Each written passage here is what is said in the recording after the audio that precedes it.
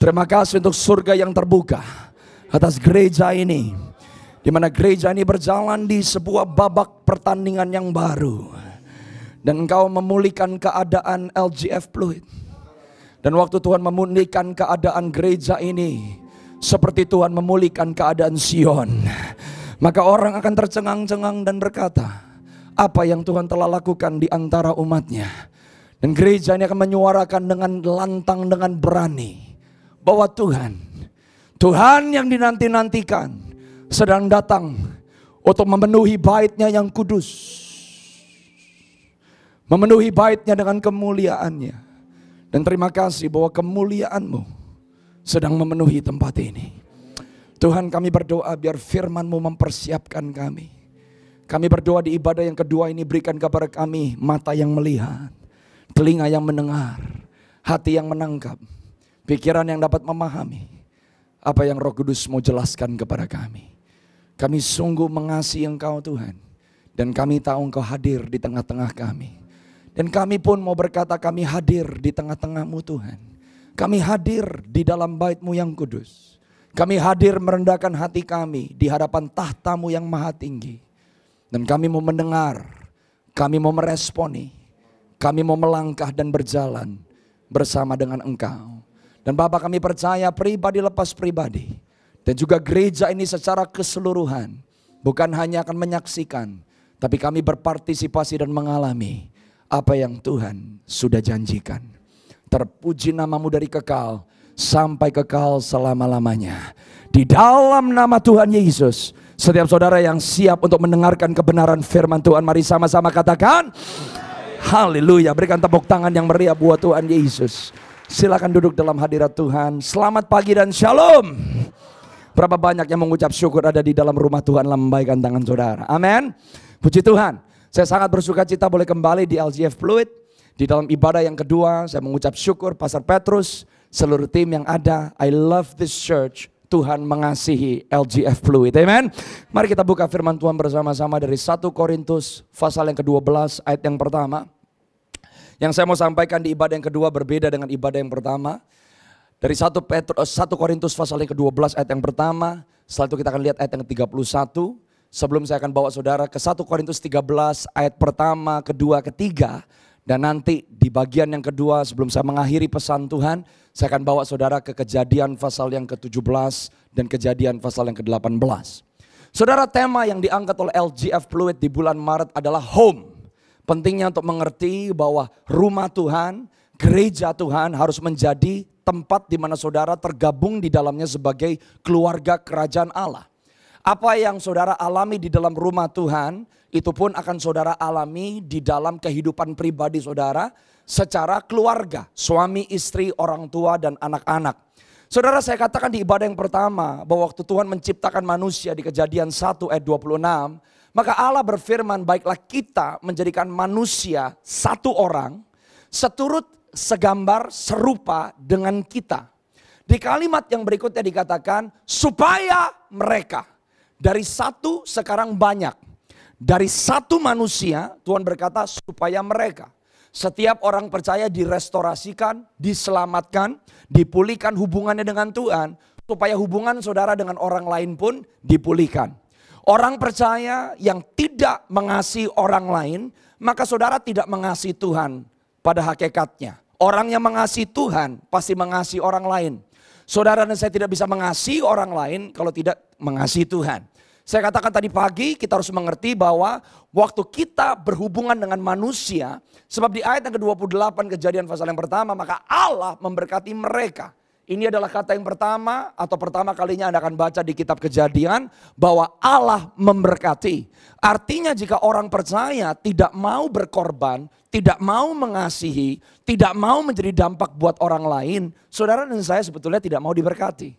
Kunci rumus berkat Tuhan tidak pernah berubah. Waktu saudara peduli akan orang lain, Anda mengasihi orang lain, di situ berkat Tuhan akan dilimpahkan kepada saudara. Waktu saudara dan saya menghidupi prinsip kebenaran firman, kita hidup bukan untuk diri kita sendiri, tapi untuk Tuhan dan untuk orang lain, di situ kita ada di dalam siklus berkat Tuhan. Jadi bagaimana saudara menghubungkan diri saudara dengan orang percaya yang lainnya, bagaimana saudara berdampak di dalam keluarga, sangat menentukan siapa saudara dan apa jadinya saudara mengiring Yesus setelah Anda percaya kepada Yesus Kristus sebagai Tuhan dan Juru Selamat pribadi saudara. Saya katakan tadi pagi dari Kejadian pasal yang pertama, ada 5 mandat yang Tuhan berikan. Jika saudara tidak mengasihi orang lain, kamu gak berbuah. Sebab buah bukan uang, buah bukan pekerjaan. Buah adalah nilai dari pekerjaanmu. Buah adalah nilai dari uangmu. Buah adalah nilai dari keterampilan talenta yang Tuhan percayakan. Buah dinikmati bukan sama buahnya sendiri, tapi yang memiliki kebun dan tanaman tersebut. Tanpa mengasihi orang lain, saudara dan saya tidak bisa multiplikasi. Sekarang banyak anak-anak muda gak mau punya anak. Saya mau kasih tahu sama pasangan-pasangan muda, punya anak. Semakin dunia sulit, saudara dan saya hidup di dalam cara pandang, pengertian perekonomian dan realita yang bukan dari dunia ini. Anak bukan kutuk, anak berkat. Waktu Anda punya anak, God will bless you. Itu logika. Tuhan Yesus mengajarkan, minta kepada Bapa, berikan kepadaku makananku yang secukupnya. Betul?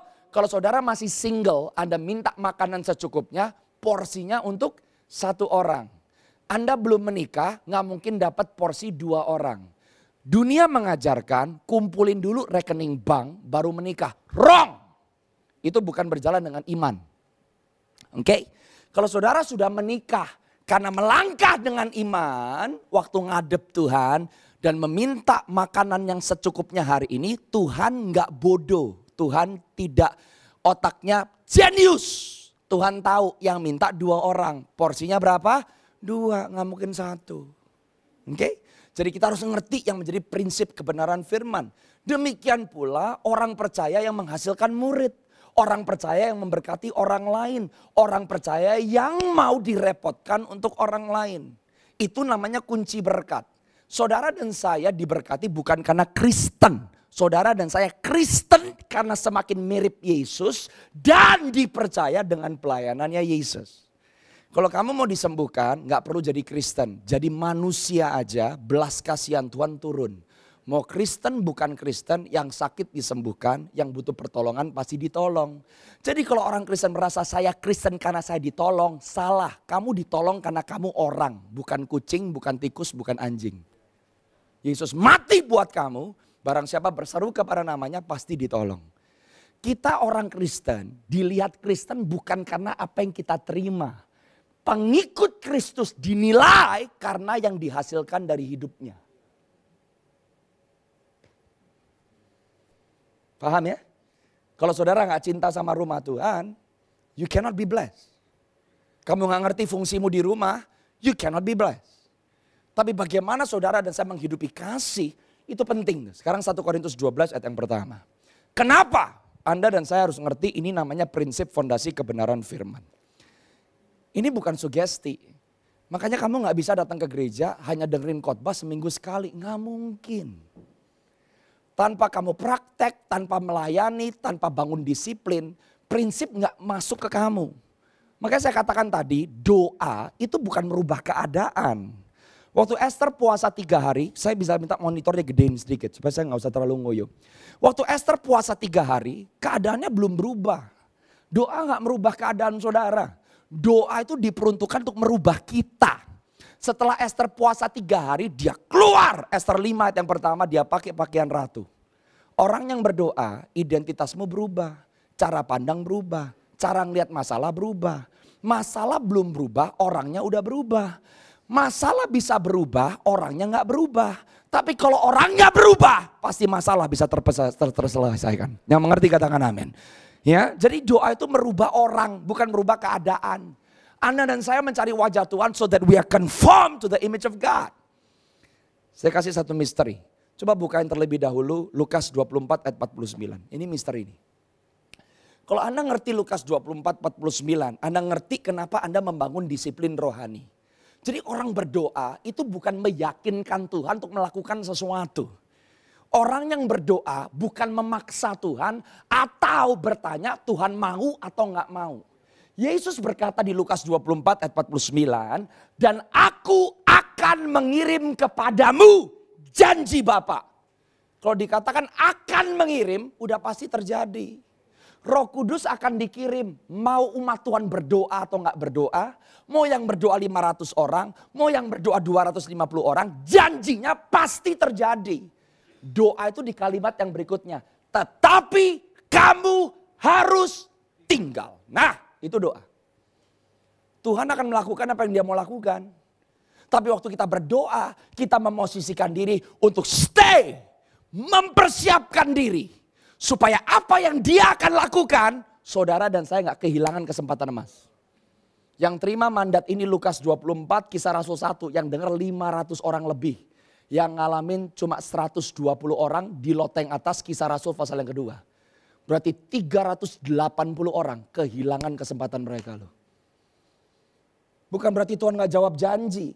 Kita gak mempersiapkan diri. Kenapa saudara dan saya mencari wajah Tuhan, melayani Tuhan, diposisikan. Supaya apa yang dia janjikan itu terjadi. Paham ya saudara? 3 hari Esther puasa, Hamannya belum mati. Titah, bantai orang Yahudi tetap ada. Tapi Esthernya berubah. Esther lupa sih dia siapa. Dia merasa gue belum dipanggil raja. 30 hari. Orang ngadep raja gak dipanggil mati. Esther lupa. Di satu kerajaan Raja Ahasveros gak ada ratu lain. Cuma satu ratunya. Siapa? Ya Esther. Kenapa seringkali orang Kristen hidupnya babak belur, ketakutan? Bukan karena Tuhan gak bekerja. Kita lupa kita itu siapa. Waktu Esther puasa dia berdoa. Dia pakai jubah ratu. Gak perlu ngomong loh. Cuma berdiri di hadapan tahta raja. Cuma ngeliatin raja. Di dalam postur yang tepat. Maka waktu raja ngeliat Esther, dia ulurkan tongkat. Dan dia berkata, setengah kerajaanku aku kasih ke kamu. Doa itu bukan berapa jago kita ngomongnya sangat wah. No. Position itu prayer.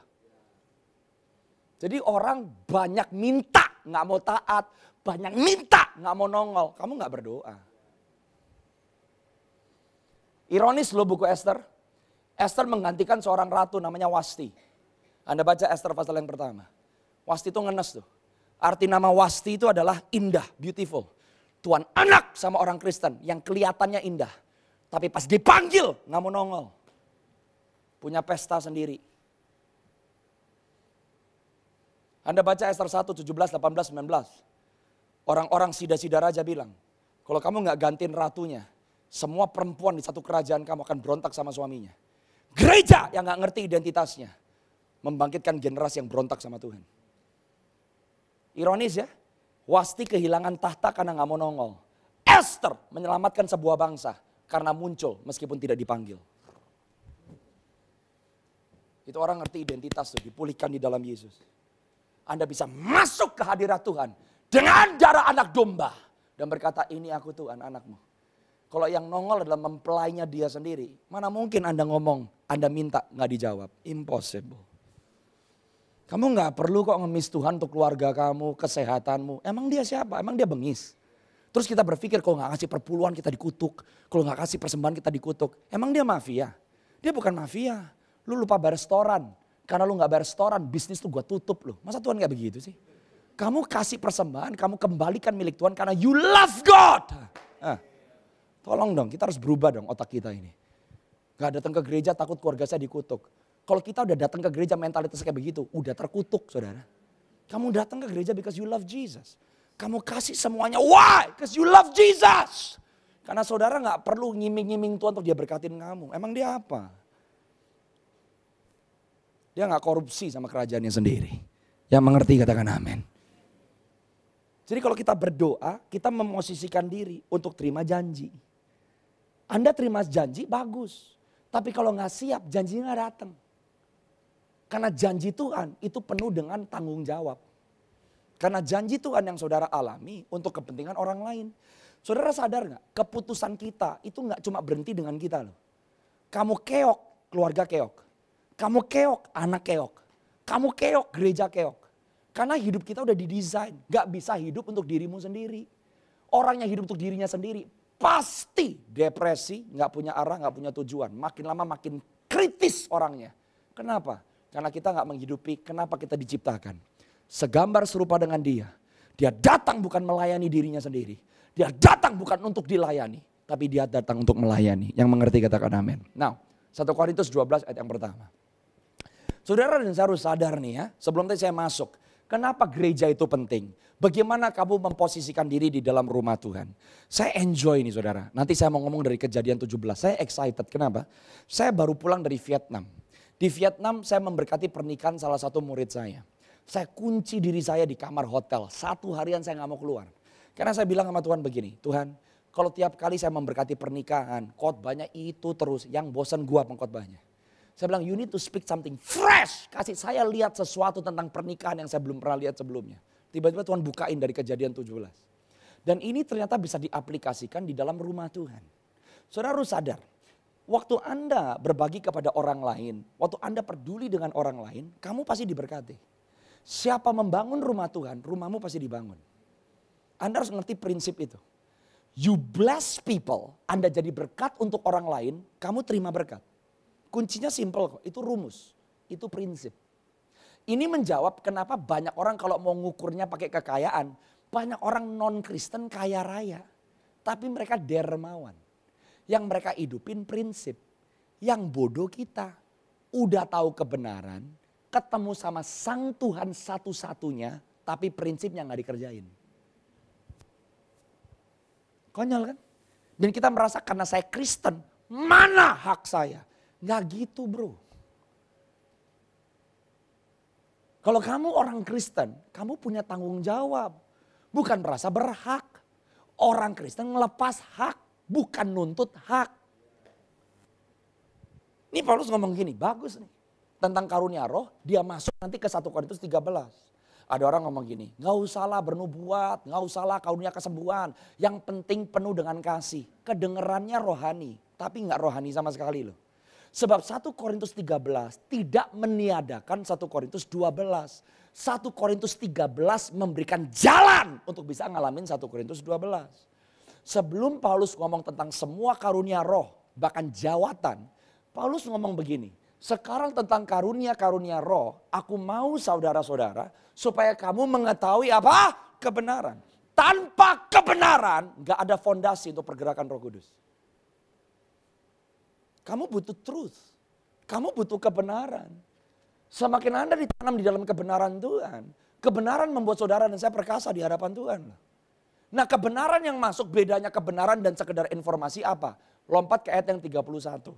Sepanjang satu pasal Paulus ngomong tentang kebenaran. Coba ngomong sama-sama dengan saya. Kebenaran. Prinsip. Kamu harus terima firman bukan sugesti. Firman bukan opini. Itu kebenaran. Kebenaran kamu suka gak suka, mau gak mau, setuju gak setuju. Kebenaran tetap kebenaran. Dan Tuhan gak cari orang yang mau bilang, oh ya betul. Enggak. Orang bisa ngomong betul gak mau ngerjain, gak ada gunanya. Sebab kebenaran adalah landasan. Landasan untuk kita melangkah dan berjalan. Makanya Yesus berkata, akulah jalan, kebenaran dan hidup. Anda bisa ketemu jalan, belum tentu sampai ke tujuan. Karena jalan itu tersedia. Tapi itu jalan memberkati waktu kamu jalan di atas jalan. Kamu ketemu jalan yang next destination adalah truth. Kebenaran merubah kamu. Kalau kebenaran merubah kamu, baru kehidupanmu berubah. Makanya dialah jalan kebenaran dan hidup. Nah, setelah Paulus ngomong panjang lebar 1 Korintus 12, ayat yang terakhir ngomong kayak begini. Jadi berusaha. Loh, lihat tuh. Orang yang semakin penuh dengan kebenaran, Anda punya kegigihan. Orang makin tahu firman, tapi suruh melayani, gak mau. Suruh berkorban, gak mau. Doa, gak mau. Kamu gak terima firman, kamu terima informasi. Orang yang terima kebenaran, kamu berusaha. Gigih, giat, gak mau berhenti. Sampai dapat. Paulus ngomong gitu loh. Berusaha untuk memperoleh karunia-karunia yang paling utama. Dan aku kasih tunjuk sama kamu. Jalan lah, dikasih sama Paulus express lane. Kenapa seringkali kita gak ngalamin kemuliaan Tuhan? Karena kita gak tahu itu kemuliaan dikasih buat apa. Semakin saudara melayani, semakin Anda mengasihi, power akan turun dari tempat yang maha tinggi. Apa yang kamu pegang jadi. Perkataanmu tajam, perkataanmu penuh dengan hikmat. Why? Untuk berhasil di dunia butuh karunia Roh Kudus. Perlu. Kalau enggak kita bedanya sama orang luar apa? Kita cuma bilang, yang penting jadi orang baik. Banyak orang non-Kristen lebih baik dari kita loh. Ninggalin semua harta dijual, naik ke atas gunung, petapa. Orang Kristen gak ada yang mau kayak begitu.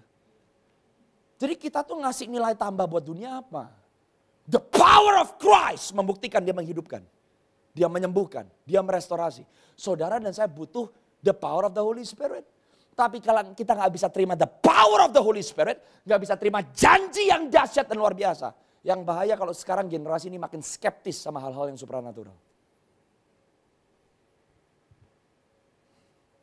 Tadi pagi saya khotbah dari Yohanes 17 ayat yang ketiga. Saudara dan saya cuma punya satu kesempatan mempermuliakan Tuhan. Bukan di surga, di bumi. Hilang kesempatan selesai loh. Keselamatan saudara dan saya itu hadiah. Tapi nanti dia datang bawa upah. Upah sama hadiah beda. Hadiah gratis. Upah kerja kamu. Tapi kita gak ada gunanya ngejar upah kalau gak pernah terima hadiah. Keselamatan itu hadiah. Tapi jangan berhenti sama hadiah. Setiap kita itu dikasih upah. Terserah kamu mau lari, terserah kamu mau kasih, kamu mau bangun di atas fondasi itu pakai emas, pakai berlian, pakai perak atau mau pakai jerami, up to you. Mau jadi Kristen kualitas apa? Up to you. Kalau saudara semakin gigih ngejar Tuhan, kamu gak akan puas sampai kamu tumpang tangan yang sakit harus sembuh. Karena kamu tahu, yang menjadi hak seorang murid adalah jadi sama seperti gurunya. Paulus bilang, gua kasih tahu sama kamu jalan yang lebih utama. Sekarang 1 Korintus 13 ayat yang pertama. Ini nih kasih. Saya cuma kasih 3 ayat aja. Dia gak pernah bilang 1 Korintus 12 gak penting. Yang penting punya kasih. Wrong. Dia tuh nyebut semua karunia di ayat 1, 2, 3. Karunia di pasal 12 ada semua loh.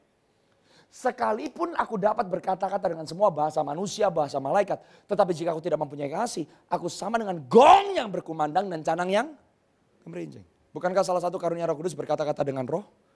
Berkata-kata dalam bahasa roh dan menafsirkan roh? Betul gak? Jadi Paulus lagi gak bilang bahwa bahasa roh gak penting. Paulus lagi gak bilang karunia bahasa roh gak penting. Tapi kalau kamu gak punya kasih, perkataanmu gak punya kekuatan. Kapan saudara terima kuasa dari tempat yang maha tinggi? When you start loving people. Kamu mulai melayani orang. Kamu mulai punya hati doain orang. Kamu mulai punya hati untuk terlibat di dalam kehidupan orang lain. Dan jadi berkat. The gift of the Holy Spirit akan mulai masuk. Kenapa dia kasih ilustrasi seperti gong dan canang. Gong dan canang kalau dimainin sendiri berisik saudara. Cedang, jedong, jedang, jedong, jedang, jedong, jedang, jedong. Betul? Tapi kalau gong sama canang dimainkan di antara orkestra. Gong dan canang memberikan melodi yang indah. Orang Kristen yang hidup sebatang kara, hidupmu makin lama makin berisik. Biasanya banyak orang yang sok tahu, tapi gak pernah terlibat. Paling gampang kritik, gereja ini begini, gereja itu begini. Kamu ngapain di gereja? Munafik semua, gue cuma jemaat. Diam lu. Kamu cuma bisa kritik tapi kamu gak bisa terlibat. Akhirnya kita jadi gong. Dan kalau yang berisik kayak begini, ini adalah alasan kenapa gosip merajalela di gereja. Kalau gerejanya nggak ada anggur, pasti jemaatnya kebanyakan nganggur.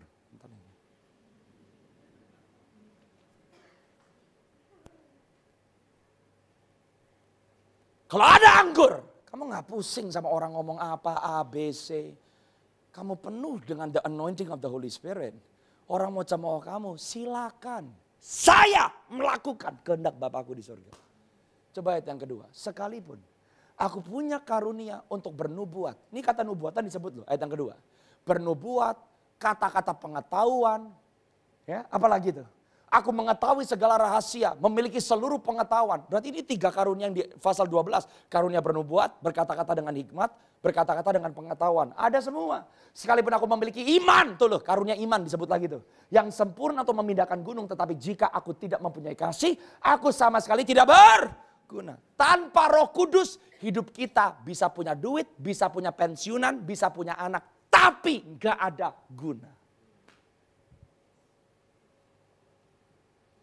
Gereja harus profetik. Orang ketemu sama saudara, saudara kasih pengharapan. Tuhan berkata, jangan takut, masalahmu akan selesai.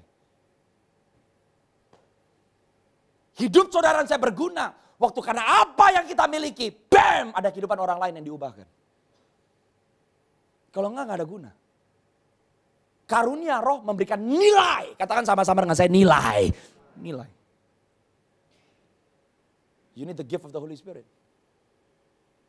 Orang bisa gak ingat sama khotbah. Orang bisa gak ingat sama bentuk gereja.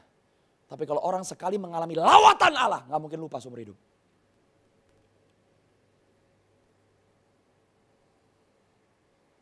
Ayat yang ketiga.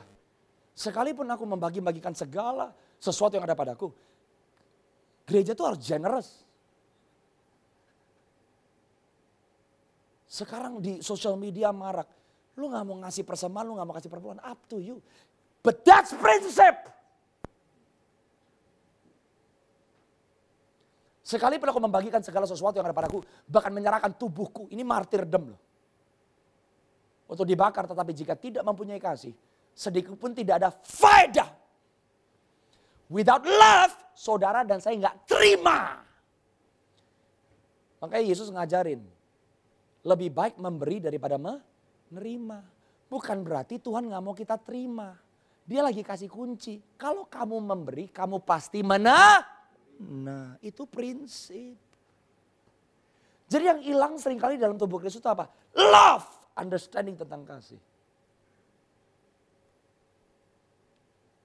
Saya berdoa LGF Fluid, Anda ngerti nih, Anda nangkep nih. Tuhan sedang melakukan sesuatu yang besar. Tapi yang dia cari adalah orang-orang yang berjalan di atas kebenaran firman. Orang bisa tumbang, pendeta bisa tumbang, pelayanan bisa tumbang. Tapi kalau kamu tumbang, berarti Tuhanmu bukan Tuhan tapi orang. Kenapa ini harus ditanam prinsip? Kenapa orang percaya semuanya harus bangkit, harus disiplin? Karena nanti di akhir zaman Anda baca Matius 24 ayat 23-24. Tolong dibukain buat saya. Matius 24 ayat 23-24. Kacau loh itu. Orang akan disesatkan karena mujizat. Bayangin lah. Kalau saudara dan saya gak kenal Tuhan dan gak terbiasa punya hubungan dengan Tuhan. Mujizat yang kita cari itu menyesatkan kita. Pada waktu itu orang kan ngomong gini. Mesias di situ. Mesias di situ. Makanya banyak orang suka pindah-pindah gereja nyari yang paling hype.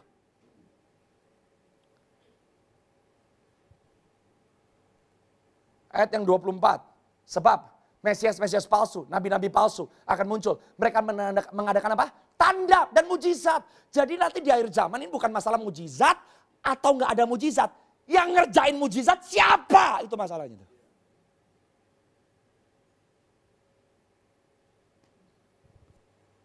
Yang kita kejar cuma terobosan ekonomi, setan akan kasih MM-an di rekening bankmu. Tapi ternyata kamu kehilangan keselamatanmu. Kenapa sih targetnya setan apa? Supaya kalau mungkin orang pilihan yang udah ngecap kebaikan Yesus ikut hilang.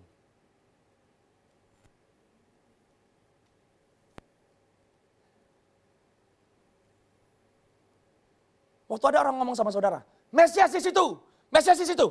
Apa yang membuat kita bisa bilang, no, Mesias gak di situ. Mesias di sini. Lah kalau kamu gak kenal sama si Mesias, kamu gak mungkin bisa ngomong. Karena kamu aja bingung kok. Dengar suara Tuhan gak bisa. Isi hati Tuhan gak tahu. Pikiran Tuhan gak tahu. Dia minta kamu keluarganya jadi apa, kamu gak tahu. Waktu orang ngomong Mesias di situ, dengan gampang kita akan berkata, oh iya Mesias di situ. Padahal dia gak ada di situ. Dia ada di mana? Di dalam hati setiap orang yang menjadi muridnya. Kamu gak bisa ngikutin pendeta nih. Karena pendeta juga masih orang. Inilah kenapa penting setiap orang percaya harus jadi dewasa. Kenapa kamu melayani? Waktu kamu mengasihi orang lain, kamu sedang mengasihi dirimu sendiri. Kalau kamu gak mau melakukan prinsip kebenaran firman, kamu lagi gak sayang sama dirimu sendiri. Makanya kita hadapi adalah apa? Frustrasi, hancur, semuanya kita pegang, gak bisa berhasil. Nah, saya mau kasih prinsip sama saudara hari ini supaya Anda bisa tahu, ini pun ada di rumah. Ini pun Anda bisa terapkan antara suami dan istri. Ini juga bisa diterapkan bagaimana saudara meresponi pemimpin di dalam gereja. Are you ready? Tolong buka sama-sama dengan saya. Kejadian pasal yang ke-17. Oke. Ini pesan yang saya sampaikan. Jadi hari ini saya mau ngomong nih sama saudara dari segi family ya. Tapi ini juga bisa diaplikasikan di dalam gereja Tuhan. Kejadian 17 ayat yang ke-15 sampai ayat yang ke-21. Semua orang bisa pergi ke gereja, tapi tidak semua orang bisa membangun gereja. Dan di musim ini datang ke gereja gak cukup. Kamu datang ke gereja, hidupmu masih babak belur, penuh dengan ketakutan. Kamu pulang masih ketemu masalah yang sama. Kamu gak berubah. Tapi kamu bangun rumah Tuhan, God will build your life. Karena yang dirubah orangnya dulu. Sadar ya saudara ya? Anda cari Tuhan, kita ditransformasi. Waktu kita ditransformasi, prinsip kebenaran menggantikan cara pandang yang lama. Di situasi apapun kita diizinkan untuk berada, pasti Tuhan akan muncul di situ. Makanya orang Kristen gak bisa dikalahkan. Masalah perselingkuhan, kelilit utang, kamu dikhianatin orang, bisnis diambil, dicolong, dicopet, difitnah. Nothing can defeat you. Christ in you, the hope of glory.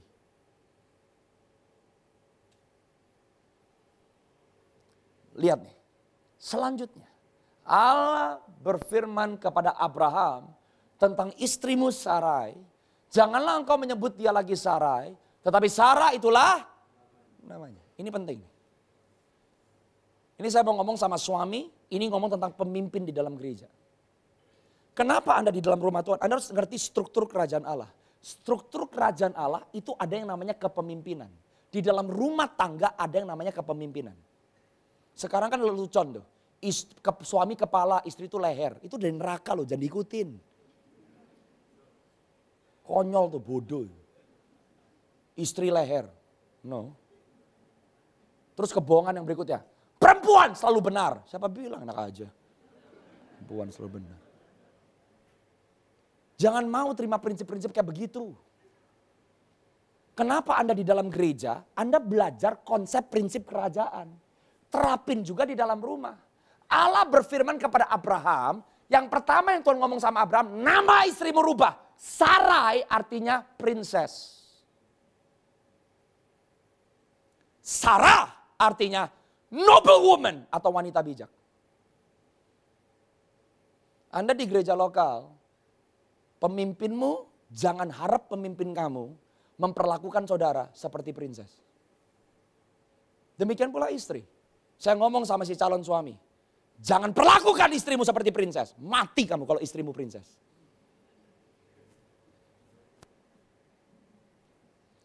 Jemaat di gereja, Anda bukan princess. Kalau princess, kok pastornya begitu khotbahnya?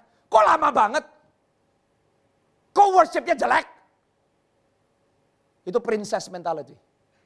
Saudara di dalam gereja, Anda di dalam rumah tangga, kamu bukan princess. Your destiny, wanita bijak. Kamu punya visi, kamu punya destiny, kamu punya cara pandang. Istri bukan princess suami, I'm sorry. Jemaat bukan princess. Tuhan mau kamu jadi wanita bijak. Karena Tuhan gak mau mempelainya kayak balita anak kecil. Tuhan mau mempelainya dewasa. Yang kedua yang dikatakan, itu prinsip pertama ya. Jangan posisikan dirimu sebagai princess. Pemimpin saudara gak bisa treat you like a princess. Karena kamu punya destiny loh. Sarah ini ibu bangsa. Kalau saudara dan saya hanya mau diperlakukan seperti princess, kamu gak pernah bisa ngidupin panggilan kamu. Ini juga berlaku di rumah tangga. Jadi ada dual aplikasi. Oke? Gereja lokal, keluarga. Yang kedua, ayat yang ke-16. Setelah diganti nama Sarah, Tuhan bilang, aku akan memberkatinya. Dan daripadanya juga aku akan memberikan kepadamu seorang anak laki-laki. Bahkan aku akan memberkatinya sehingga ia menjadi ibu bangsa-bangsa. Raja-raja bangsa-bangsa akan lahir daripadanya. Lihat, berkat selalu turun dari kepemimpinan. Orang yang gak mau dipimpin adalah orang yang tidak mau diberkati.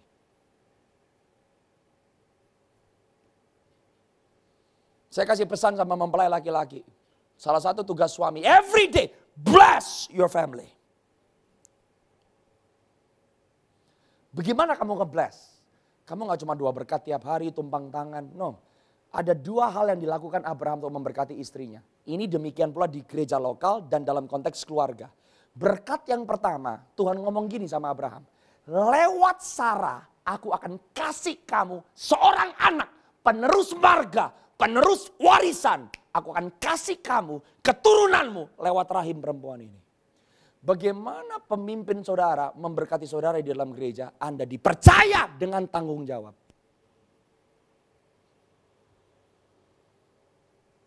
Itu fungsi gereja. Makanya kalau ada gereja yang mengajak saudara melayani, bagus. Jangan sampai jemaat dibodohi. Tahu nggak gimana cara jemaat dibodohi? Udah lu gak usah pelayanan, gak usah tahu bagaimana ngusir setan. Diam aja. Yang penting tiap minggu gereja kita kelihatan rame, jemaatnya ribuan, perpuluhannya tetap masuk. Lu duduk manis, itu Anda sedang dibodohi sama gembalamu. Tapi kalau gembala negur, ngajak, bangkitin, dipercaya. Jangan ditolak. Karena tugas gereja lokal membangkitkan orang-orang untuk hidup di dalam panggilannya di dalam Tuhan. Demikian pula di dalam keluarga. Gimana suami memberkati istrinya, istri dikasih kepercayaan. Trust your spouse. Saudara di gereja gimana? Kalau dikasih kepercayaan ditolakin terus. Kalau kamu ditolakin terus, berarti kamu lagi gak mau diberkati loh. Karena berkat Tuhan meningkat, dengan semakin meningkatnya tanggung jawab. Jangan lupa perkataan paman Ben ke Spider-Man. With great powers come great responsibility. Itu rohani sekali loh. You want more power? More responsibility. Murid Yesus belarakan semua. Yang diperlebar sama Tuhan Yesus, kapasitas mereka mengasihi. Waktu kapasitasnya berkembang, kuasa Allah tidak terbatas dalam hidup mereka. Berkat yang nomor 2, Tuhan ngomong begini. Aku akan menjadikan, tuh, dia akan menjadi ibu bangsa-bangsa. Kalau ada kata menjadi berarti ada proses gak? Kalau ada kata menjadi berarti ada pergumulan gak? Kalau ada kata menjadi berarti ada perubahan gak? Bagaimana suami memberkati istrinya, kasih ruang untuk istrimu bertumbuh, berkembang, bikin salah tapi bangun lagi. Demikian pula di dalam gereja lokal. Kalau ditegur sama pemimpin, kalau dikoreksi sama pemimpin, jangan berontak. Tapi terima teguran dan kamu ditransformasi. Gak ada orang Kristen langsung tiba-tiba jadi sempurna. Salah satu berkat yang pemimpin lepaskan adalah lewat teguran. Pemimpin memberikan kesempatan bagi setiap jemaatnya untuk ditransformasi. Sempat bikin salah tapi berubah. Sempat bikin salah tapi bangun lagi. Dengan adanya perubahan, saudara dan saya mengizinkan Tuhan membawa kita kepada kesempurnaan.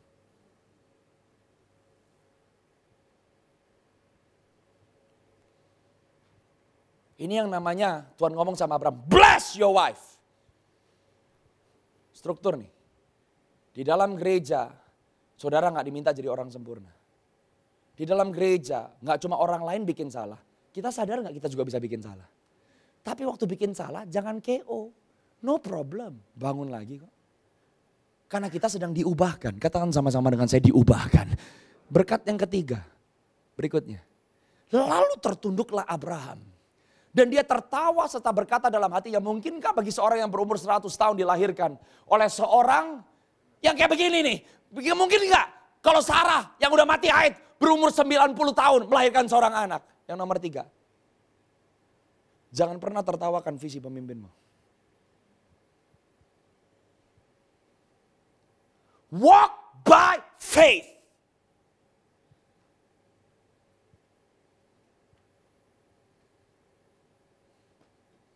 Ini penting. Lebih baik kita ditertawakan dunia daripada kita menertawakan Tuhan. Lebih baik dianggap konyol sama dunia daripada kita tertawa di hadapan muka Tuhan. Walk by faith. In your family you need to walk by faith.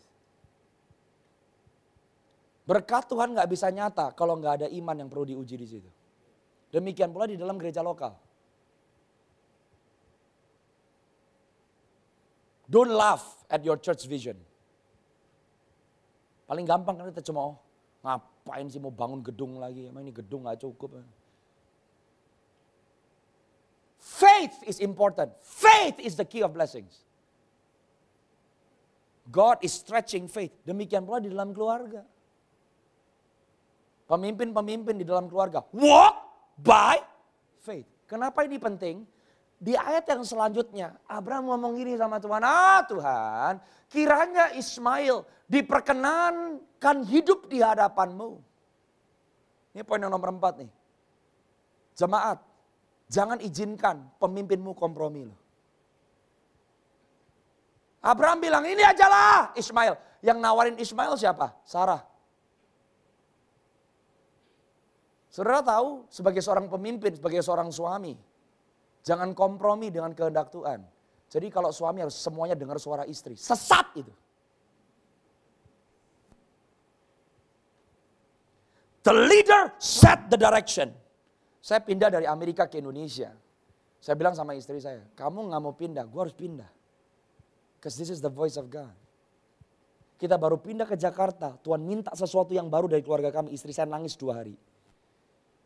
Tapi membuat hati saya tenang, istri saya bilang seperti ini. Kemanapun Tuhan bawa kamu, aku ikut di situ. Kasih aku waktu untuk nangis, sampai air mata kering. Gue udah puas nangis, tapi aku jalan sama dengan kamu. Demikian pula di dalam keluarga. Demikian pula di dalam gereja. Pemimpin bukan dengerin kata rakyat. Karena gereja bukan demokrasi.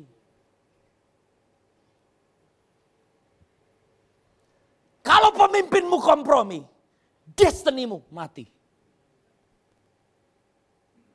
Ini saya ngomong sama mempelai perempuan. Jangan halangi suamimu untuk mengikut Tuhan. Suamimu keluar dari jalur Tuhan. Satu keluarga, mati kamu.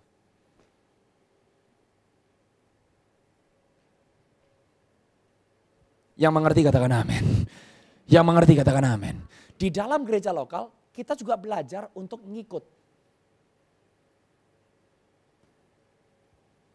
Jangan sampai di akhir zaman ini saudara, kita kandas karena alternatif. Kelihatannya bagus, but not God. Logika, not God. Di akhir zaman Tuhan lagi minta gereja berjalan di dalam ketepatan. Di ayat yang ke-19, tetapi Allah berfirman, no. Melainkan istrimu, Sarahlah yang akan melahirkan anak laki-laki bagimu. Dan engkau akan menamai dia Ishak dan aku akan mengadakan perjanjianku dengan dia. Menjadi perjanjian yang kekal untuk keturunannya. Sekarang coba buka buat saya Ibrani. Saya mau saudara lihat sesuatu di sini. Ibrani. Ibrani pasal yang ke-11. Ayat yang ke-8. Terus lompat ke ayat yang 11. Lihat nih. Di dalam konteks keluarga. Husband walk by faith. Obey.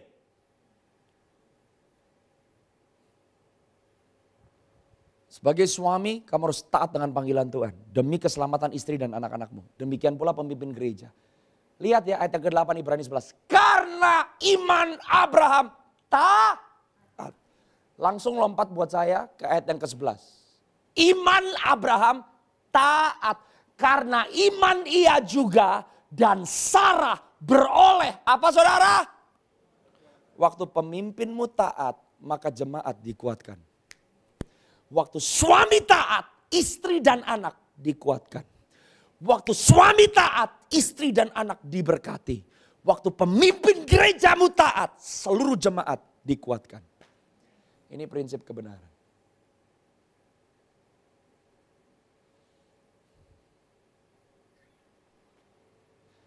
Sekarang lihat gak prinsip yang ditawarin sama dunia?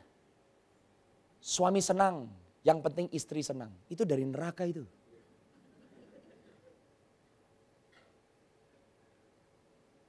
Orang tua senang, yang penting anak senang. Itu dari neraka itu.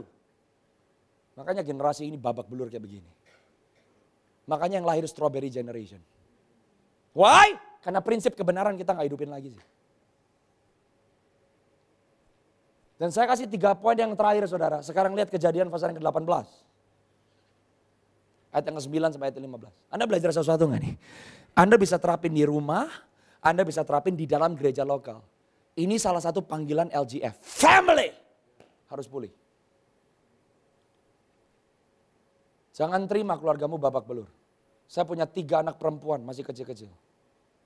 Saya bilang, Lord God, let my 3 children grow to love you. Saya harus berhasil karena salah satu panggilan saya adalah beranak cucu termasuk sama saudara. Keturunan saudara harus semakin kenal Tuhan. Lebih daripada kita kenal Tuhan.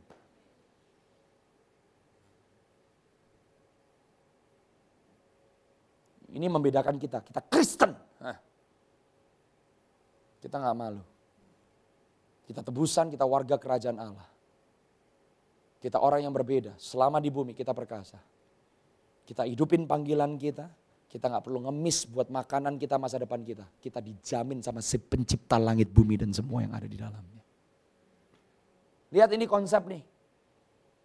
Istri sama anak ngaco yang ditanya suami. Kalau jemaat lagi berjalan keluar dari jalur Tuhan, yang ditanya siapa? Pemimpin. Emang jadi pemimpin gampang? Pemimpin saudara dan saya masih manusia. Saya juga punya orang tua rohani loh. Tapi kenapa penting jangan mencemooh? Sebab waktu saudara memimpin, nanti kamu punya keluarga. Kamu dipercaya sama orang lain. Kamu bertanggung jawab atas orang lain loh. Waktu Sarah nggak ada, yang ditanya bukan Sarah. Yang ditanya siapa? Abraham. Di mana istrimu Sarah?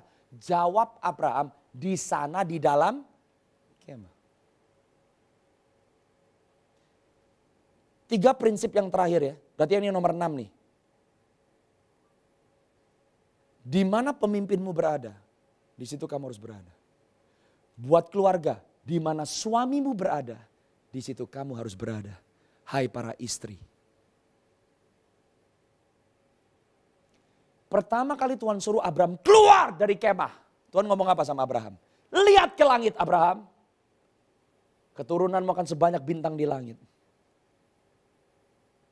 Kalau istri gak mau keluar dari zona nyamanmu, kamu gak bisa ngelihat mimpi Tuhan atas suamimu, kamu gak bisa sepakat sama suamimu, yang kamu lihat keterbatasan. Waktu Tuhan mau bawa keluargamu terbang tinggi bagi Raja Wali. Kalau jemaat cuma mau ada di dalam zona nyaman, dan saudara gak bisa ngelihat apa yang pemimpinmu lihat, pasti kalau bicara gak nyambung. Jangan sampai saudara, jemaat cuma ada di dalam tenda. Tenda ngomong tentang apa? Zona nyaman dan zona aman. Tuhan lagi mau cari Esther. Tadi saya ngomong Esther, betul ya? Yang merubah nasib sebuah bangsa. Musuhnya Esther siapa namanya? Haman. Orang Kristen yang maunya aman dan nyaman tidak mungkin punya kuasa mengalahkan Haman. Kamu akan jadi berkat di dalam generasimu. Waktu kamu keluar dari zona nyamanmu. Waktu Tuhan lagi ngomong sama Abraham, Sarah harus ada di situ. Kalau Tuhan lagi ngomong sama suamimu, istri harus ada di situ. Jadi jangan sampai kita bego. Lu mau kerja kek, lu mau bisnis kek, lu mau pelayanan, up to you. Yang penting tiap bulan duit masuk ke rekening.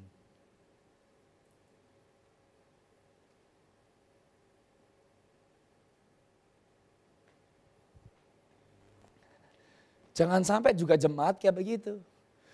Mau gereja apa kek, mau program apa kek, mau ada kegerakan apa sih, up to you. Yang penting hari Minggu lu sediain fasilitas buat gua. Gua bisa duduk dengar khotbah, gua bisa terima musik yang enak, gua kasih persembahan lah. Sediain makan di belakang, gua pulang sayonara. Bertobat hari ini. Kalau jemaat gak bisa ngelihat visi pemimpinnya, istri gak bisa ngelihat visi suaminya, di situ keretakan mulai terjadi. Ayat yang ke-10, watch this. Yang terakhir ya. Firman-Nya, loh Tuhan ngomong sama Abraham, sesungguhnya aku akan kembali tahun depan mendapatkan engkau. Pada waktu itulah Sarah istrimu akan mempunyai seorang anak laki-laki. Dan Sarah mendengarkan pada pintu kemah yang. Jadi ini Sarah gak nongol di luar, dia cuma di dalam. Tapi dia juga bisa dengar perkataannya ya. Saudara tahu sebagai jemaat, sebagai pengikut, saudara juga dituntut. Sarah di dalam tenda tapi dia bisa dengar loh. Padahal yang Tuhan ngomong sama Abraham menyangkut destiny-nya Sarah. Setiap kali pemimpin saudara di atas mimbar hari Minggu menanamkan visi dan bicara, jangan anggap sepi loh saudara. That's your destiny. Sarah bisa dengar tapi di dalam tenda. Di ayat yang selanjutnya, adapun Abraham dan Sarah telah tua, lanjut umurnya, Sarah telah mati, apa saudara? Haid, itu ayat yang ke-11. Ayat yang ke-12, sekarang giliran jadi tertawalah Sarah dalam hatinya katanya, akan beraihkah aku setelah aku sudah layu, sedangkan tuanku sudah tua. Saya menarik kenapa dipakai kata beraih. Beraih di bahasa Inggrisnya artinya pleasure. Saya mau kasih tahu ini waktunya jemaat jadi wanita bijak, bukan jadi princess. Kenapa? Kalau princess hanya mau kesenangan hatinya. Princess hanya mau pleasure. Princess hanya mau kesukaan hatinya. Tapi kalau wanita bijak yang kamu pikirkan bukan kesukaanmu. Emang melayani gampang? Kagak saudara. Emang berkorban gampang? Enggak. There is a sacrifice. Tapi saudara dan saya harus belajar. Jangan cuma ngelihat kesenangan sementara. Lihat janji dan visi Tuhan di depan. Sarah ketawa. Sarah laughed at God. Saya mau kasih tahu kalau saudara ada di LGF. Visi gereja ini adalah visimu. Waktu visi korporat umat Tuhan digenapi. Saya kasih satu pesan dan bekal buat saudara menurut kebenaran firman. Visi pribadi saudara akan diurus secara langsung oleh Tuhan. Saya bangun pelayanan pemimpin saya 14 tahun. Sebelum saya pindah ke Indonesia, saya bangun pelayanan gembala saya 4 tahun. Saya bangun visi orang lain 18 tahun. Saya juga terima visi dari Tuhan di tahun 2006, 2011, 2014. Tapi Tuhan selalu ajarin saya, build another person's vision, I will build your vision. Banyak orang kandas karena gak sabaran, yang kita pikirin bangun pelayanan sendiri. Di luar dari jalur Tuhan, yang kita ketemu adalah kekecewaan dan kegagalan. Saudara sadar gak Anda di LGF ini gak selamanya loh. Sadar gak? Bisa pindah kota, bisa sudah berangkat duluan ke surga, bisa pindah negara, bisa Tuhan kasih kepercayaan baru, ada pekerjaan baru. Selama saudara ditempatkan di satu tempat, setiap musim kehidupan saudara dan saya adalah kesempatan yang Tuhan berikan. Jangan sampai kita kehilangan kesempatan tersebut. Yang mengerti katakan amin. Saya lanjutkan 3 ayat terakhir sebelum kita selesai. Lalu berfirmanlah Tuhan kepada Abraham, mengapakah Sarah tertawa dan berkata sesungguhnya aku akan melahirkan anak sedangkan aku telah tua. Ayat yang selanjutnya kita selesaikan sampai ayat yang ke-14. Adakah sesuatu apapun? Nah, yang ngomong siapa? Tuhan.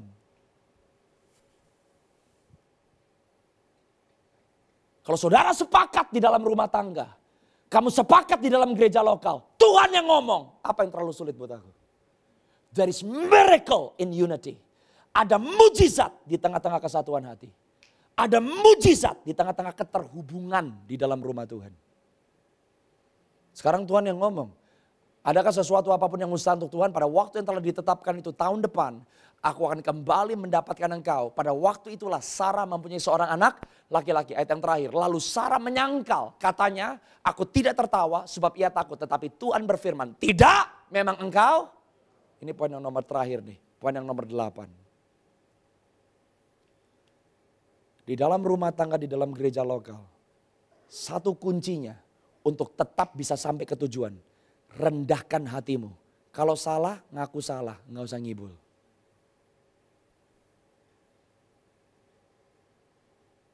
Ini pesan yang saya kasih tahu sama mempelai perempuan. Di dalam rumah tangga, kalau salah, ngaku salah. Jangan ngeles. Jangan saya begini karena ini. Saya begini kayak begini. Just admit you're wrong. Humility is the foundation of breakthrough. Demikian pula di dalam gereja lokal. Di dalam gereja lokal saudara harus sadar. Sekali lagi saya ulang. Pemimpin saudara bisa salah? Bisa. Kita bisa salah? Tapi kunci kemenangan bukan karena gak pernah bikin salah. Kunci kemenangan adalah kerendahan hati di tengah-tengah kesalahan. Saudara tahu orang yang mengasihi bukan berarti semuanya serba setuju. Di dalam rumah tangga gak ada suami istri setuju terus. Di dalam gereja lokal gak ada orang setuju terus. Tapi kasih adalah tetap mengandalkan dan bergantung kepada Tuhan di tengah-tengah perselisihan. Faham? Makanya Tuhan ajarkan. Kasihlah Tuhan Allahmu dengan hati, jiwa, kekuatan dan akal budi. Dan yang sama dengan itu. Kasihilah orang lain seperti kamu mengasihi dirimu sendiri. Saya mau mengajak LGF Fluid, walk in love. Kasihi keluargamu, kasihi rumah Tuhan. Ini waktunya setiap saudara dan saya ambil sikap dan ambil posisi. Maka waktu prinsip kebenaran firman kita hidupi. Seperti Abraham dan Sarah yang melihat kemustahilan. Saudara dan saya akan melahirkan keturunan-keturunan yang ilahi. Berhasil selama kita hidup. Dan saudara dan saya menjadi orang-orang yang menyenangkan hati Tuhan. Amin. Mari berdiri semuanya dalam hadirat Tuhan. Haleluya. Saudara mau seperti Abraham dan Sarah? Saya mau, saudara. Karena Tuhan yang sama yang disembah oleh Abraham dan Sarah adalah Tuhan yang sama yang kita sembah. Saya berdoa LGF Fluid, setiap rumah tangga, keluarga lepas keluarga. Tapi gereja lokal ini, kasihi Tuhan Allahmu, kasihi sesamamu. Saudara gak bisa pisahkan dirimu dari orang. Enggak. Terima aja. Tapi orang dikasih di dalam hidup kita. Supaya Tuhan Yesus semakin nampak. Amin. Kalau nanti kita ketemu sama Tuhan Yesus, dia cuma tanya satu pertanyaan. Seorang hamba Tuhan bernama Bob Jones. Satu hari dia mati, tapi hidup lagi. Banyak pelayanan yang dia lakukan. Dia berdiri di depan surga. Ini pengalamannya. Tuhan gak pernah nanya. Berapa banyak jiwa yang telah kamu bawa kepada Kristus. Tuhan gak peduli berapa sukses bisnismu. Tuhan gak peduli anakmu berapa. Tuhan gak peduli jemaatmu berapa. Dia cuma tanya satu pertanyaan. Sudahkah engkau belajar untuk mengasihi? Have you learned to love? Standar Tuhan, kita disuruh mengasihi musuh loh. Musuh itu siapa? Benci Yesus, benci orang Kristen, pengen bunuh kita. Suamimu bukan musuh. Sesama pengerja bukan musuh. Gereja lain bukan musuh. Kalau itu aja sulit, gak mungkin bisa mengasihi musuh. 2 minggu yang lalu 70 kepala dipancung di Kongo. Anda bisa lihat beritanya. 70 kepala orang Kristen dipancung di Kongo.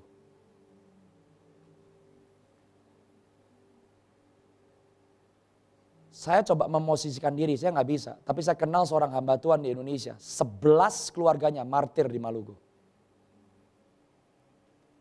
Dia hilang bapak, hilang ibu, hilang semua saudara dalam 1 hari.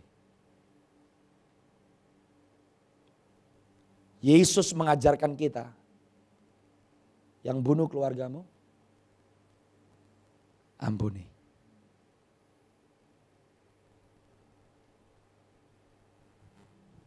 We live to be like Jesus. Ini kenapa kita Kristen. Bukan supaya diberkati, please. Wrong. Kita anak yang tanggung jawab sama hidup kita Bapak. Tapi tanggung jawab kita adalah menjadi seperti dia. Di mana dilatihnya? Coba saya mau ajak saudara, lihat kiri kanan. Coba lihat kiri kanan. Kalau bisa natap mata ke mata, mungkin gak kenal sama orangnya. Tapi lihat. Lihat ke belakang. Kalau belum kenal, coba say halo, terus kenalin nama saudara. Ya, lihat ke depan. Ini keluargamu. You're my family, you know.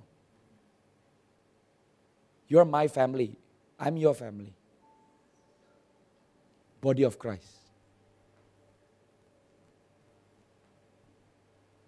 Saudara ada di LGF gak kebetulan? Tuhan punya satu berkat yang dia mau kasih secara korporat. Dan saudara pribadi, lepas pribadi yang diciptakan segambar serupa dengan dia. Waktu kamu memberkati orang lain, kamu pasti diberkati. You know what the church is? Saya lagi mimpi satu hari gak perlu ada yang khotbah. Orang masuk dari LGF hanya ketemu salah satu dari saudara. Saudara kasih pelukan, Anda doain orang itu lepas dari belenggu. Siapa yang menyembuhkan yang sakit? Siapa yang bernubuat? As. Di situ dunia baru percaya. Aku mau ikut Yesusmu. Karena dia gak omdo. Yang ngikut dia merepresentasikan dia dengan benar. Hari ini kalau kamu datang ke sini dengan butuh keadaan, masalah yang butuh dipecahkan. Yang Tuhan mau rubah bukan keadaanmu. Yang mau Tuhan rubah adalah kita. Karena masalahmu pasti berubah. Tapi kalau kita cuma ngelihat mujizat, kitanya gak pernah berubah. Yesus ngeliat orang lumpuh, gak tahan dia, bangkit kamu. Yesus ngeliat orang kusta, gak tahan dia, pasti sembuh. 10 orang kusta disembuhkan, 9 pergi. Saudara dan saya dikasih karena kita manusia. Dia mati buat manusia. Tapi hak istimewa orang Kristen bukan karena dikasihi Tuhan. Hak istimewa orang Kristen adalah karena kita mengasihi Tuhan dan mengasihi orang lain. Kalau kita dikasihi Tuhan, orang yang paling brengsek di dunia juga dikasihi Tuhan karena dia mati buat dia. Hak istimewa kita bukan karena kita dikasihi. Hak istimewa kita karena kita mengasihi. Amin. Mari bangkit saudara. Kita sama-sama. Kerajaannya datang dan kehendaknya jadi. Di bumi seperti di surga.